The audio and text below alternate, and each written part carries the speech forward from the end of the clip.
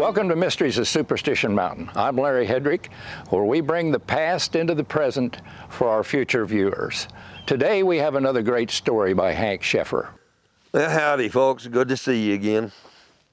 You know, if I was forced to guess, I would have to say that most of the people in the state of Arizona believe that we have a completely unlimited supply of water. I watch them wash their cars, and they have all these wonderful things they can do in water sports and whatnot. But believe it or not, Arizona is actually in its 27th year of a long-term drought. That's a true story, and it started back in the 1990s. For us to actually get back even to what we need in the way of water for what we use, we would have to have the average precipitation that we get continue over and over and over to get us out of the jeopardizing need for water that we're in. And of course, weather plays one of the greater parts of where that water comes from. It plays a far more serious role than what people realize. Of course, we love our sunny days and our pleasant warm temperatures. But what we really need is winter, because winter is when we get snow, and snow is probably the most important of the whole bunch. You see, the way snow works is when it lands on the mountains, it actually becomes a reservoir of water that just doesn't flow yet. But then come the spring and the summer, that water flows, and it comes down in the form of water to fill up the many reservoirs that we have. Of course, we've been suffering. When you stop and think about it, 20 years we've been suffering from this lack of water. Of course, one of the questions always comes up that, well, we have the monsoons. What about that? We get all that rain during the monsoons.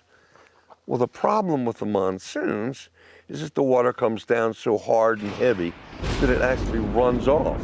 It's not enough, and it doesn't stick around long enough to actually become parts of the reservoirs. It does help, but it just doesn't get the job done. Now let's look at this the way things really are. This has been going on for decades, the need for water. As far back as the 1890s, prospectors, miners, and cattlemen were already fighting over the seeps and the springs around the Superstition Mountain. If you look at some of the maps, you'll see little dots all over the mountain that show springs. They call them springs, they call them seeps. It doesn't necessarily mean that there's water in them all the time.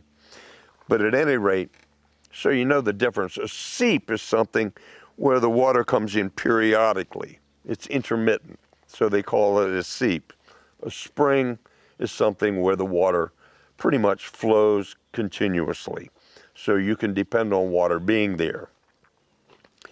Of course, people looking for water with the cattle and whatnot that was going on, and the agriculture that was going on in Arizona, water became a premium. It was something that everybody needed, but it was a tough commodity to come by, and people began to fight over it. And one of those battles that came to be known was the Cottonwood Springs Feud. That's what it was known as, and it was a dispute that came about between one of the many cattlemen and a stable owner who was stationed over there at Goldfield City. It was a mining camp just before the turn of the century in 1894. The feud lasted for quite a few years. Fortunately for everybody, it wasn't quite as bad or near as deadly as some of the other feuds as we've seen that took place. I might mention the Pleasant Valley War that we talked about in one of our previous videos. That was a deadly war, and it was one of the worst to ever take place in the United States history. Now here's the way we stage this for you. When the first Mormon gold miners arrived in Mesa City in 1881, there wasn't much in the way of sustainable water. We certainly didn't have the wells that we have today. We dig deep wells, and that water holds up. The water table's good. So we have water. The legendary sources of water that we hear the most about, though, from our history, were Willow Springs, Cottonwood Springs, and a biannual seep known as First Water. We've heard an awful lot about First Water in our many stories. The only other alternative for sources of water were 11-mile trips to Bagley Flats or the Salt River. They were right there together. And they were about a 20-mile hike away from Mesa City. Water at the Goldfield camp was hard to come by. It could not be transported easily either, and it came at a premium. Once the Mesa Roosevelt Road was built in 1890, water was hauled from Mesa City. Now they could get to the Mesa area, and they could get the water a whole lot easier. But it was still 20 miles, whether it was a good road or a bad road. It was still 20 miles. Now the Weeks family, that we're going to hear an awful lot about in the future here, had a family with a spring just south of Goldfield Camp. That's Goldfield Ghost Town as we know it today. It was this particular station was later known as Weeks Station. The cost was 10 cents per span. That was a nickel a horse. And water was getting even tougher to come by at that time because all the sources of the water were now being claimed by somebody or somebody else. Well, this is where things really started to come to a boil. I know, I'm sorry, that's a bad pun. Oh, I apologize. Cattlemen in these surrounding areas were really selfish about their water supplies because they needed them for their cattle. One of these cattlemen, in particular, was a man by the name of Sid Lamb. What a great name to have for a man who was a cattleman. Anyway, he erected a windmill at Willow Springs. He also later developed another spring at Cottonwood. Now these he claimed for himself, and he was really persnickety about anybody else getting to his water. Now another player in this soon-to-be feud was John Richards. He owned a corral at Goldfield City in 1894. He found getting his water from Willow Springs and Cottonwood Spring a whole lot easier than going to Mesa City or to Bagley Flats, either one. They were tough on him, and he needed water for his livestock.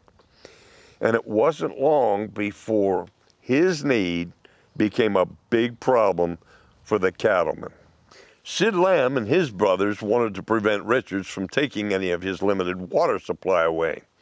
It was for their cattle alone, and that was that. The Lamb brothers filed mill rights on both springs to prevent Richards from taking any of that water. This is what led directly to the feud between the two of those two factions. Now, what really added the fuel to the fire was when Lamb found Richards at the Cottonwood Spring locations.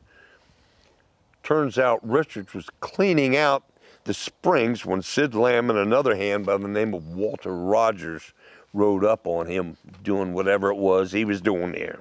Now here's where things really got out of hand. Lamb told Richards to quit what he was doing and get himself gone. Now here we go. Here's what happened. A few more bad words were thrown back and forth until finally John Richards brazenly invited the two cattlemen to step down off their horses.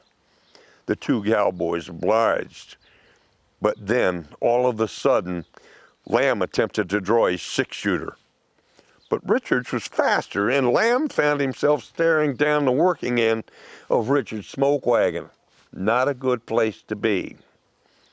Discretion being the better part of valor, Sid Lamb decided not to pursue the matter any further, and he mounted up and started to ride off. Now Richards, on the other hand, apparently was not quite ready to call it a day either. He picked up a rock and threw it at Sid Lamb, knocking him out of the saddle. Now there is no doubt in my mind that the dethroned cowboy was not a happy camper in any way, shape, manner, measure, or form. Nevertheless, he climbed back up on his horse and he and Rogers rode off. Nothing more took place at that point, which was really fortunate. Nobody got shot. That was nice, I guess. However, later the cowmen filed a complaint, and the sheriff of Pinal County had Richards arrested. The Lamb brothers claimed the active or permanent springs was their stock water. They had been ranching from the 1880s, they claimed, and the disagreement continued for a couple of years until ample water was found at the Mammoth Mine location, or where the Goldfield goes down is now. Now, Goldfield Camp had all the water it needed, and the feud just stopped. It was as simple as that. Now, in closing, I want to say it is fortunate for us we're not at a point where folks are drawing six guns and fighting over water like the old days. However, folks did come to realize that preserving water was going to be essential to support Arizona's rapidly growing cattle and agrarian needs. The Indians had it right, what with all their system of canals that they had built early on. Teddy Roosevelt got it right too. With his efforts to bring about the Newlands Reclamation Act, the system of dams and reservoir waters in Arizona is nothing short of amazing. But they just can't get the job done without enough water to fill them up. You know what, with all of the other benefits we get from the many lakes and streams, some of the best hunting and fishing to be found anywhere, and the boating and swimming and camping available, I still can't help wondering if folks will ever completely understand how important it is to be aware of their own personal water consumption. Are they even aware of the importance of protecting all of the other valued resources as well? Maybe someday Mother Nature, with her weather, her mountains, and her deserts and her wildlife that we all love to admire so much, will be able to run free without the worry of a vast beauty of it all being gobbled up and destroyed by uncaring mankind, just in the pursuit of recreation, such things. I don't know when that day will come, but I hope it comes soon.